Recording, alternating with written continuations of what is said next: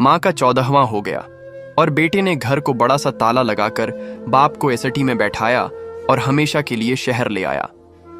लेकिन जिसने अपनी पूरी जिंदगी खेत खलिहानों में, गांव की माटी में बिताई हो, उसका मन इस शहर की बंद बिल्डिंगों में कहाँ रमने वाला था। वो बूढ़ा अब ज्यादातर वक्त कुर्सी पर बैठा रहता है और पंखे को बस घूरता रहता है, जैसे उसके साथ भी सारी यादें घूम रही हों। सुबह 5 बजे नींद खुल जाती है, लेकिन उठकर बस बिस्तर पर चुपचाप बैठा रहता है। भीतर के नल से पानी गिरने की आवाज आती है तो वो एक बाल्टी ठंडा पानी अपने जर्जर शरीर पर डालता है, जैसे नींद नहीं, कोई पुराना जख्म धो रहा हो। 6 बजते बजते वो चाय की राह देखता है। हॉल में टंगी घड़ी की सुइयों को ताकता रहता है। अंदर के कमरे का दरवाजा कब खुलेगा, इसी उम्मीद में बार बार गर्दन घुमाकर देखता है। फिर उसे याद आता है जब गांव में भोर होते ही उसकी पत्नी चूल्हे पर जर्मन के बर्तन में चाय रखती थी।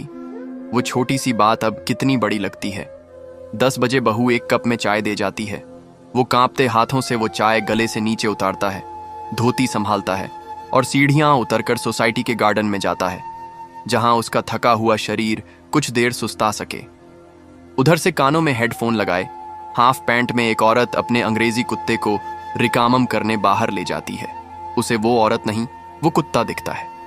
उसे याद आता है उसका राजा, गांव का वफादार कुत्ता, जो अब बंद पड़े घर के बाहर अकेला रह गया है। क्या गांव के पड़ोसी उसे रोटी दे रहे होंगे? बस यही सोचते सोचते वो बुजुर्ग खो जाता है। उसकी नजरों में उदासी और दिल में बेचैनी समा जाती है। तभी स्कूल बस आती है और उसका इकलौता पोता बाबास बाय बायस चिल्लाते हुए जाता है। मोटे कांच वाला चश्मा संभालते हुए उसका कांपता हाथ उठता है और सीना भर आता है। दोपहर में नींद से उठने पर बहू प्लेट में बची हुई मैगी उसके सामने रख देती है। मैगी खाते खाते उसे याद आता है गांव में गर्मियों में उसकी पत्नी ने लिंब के पेड़ के नीचे काई का सुंदर झूला बांधा था। अब तो वो हर चीज में बस उसी को ढूंढ रहा है। रात को देर तक वो हॉल की छत को देखता है, जहां चांद और सितारे भी जैसे अब चमकना भूल गए हों। वो बस अपनी महातारी को ढूंढता रहता है। एक पल को सोचता है क्यों ना गांव जाकर बेटी के पास कुछ दिन रह लूं, पर फिर मन में आता है अगर जमाई के दरवाजे पर जाकर रहा तो गांव वाले मुंह पर कीचड़ न फेंकें।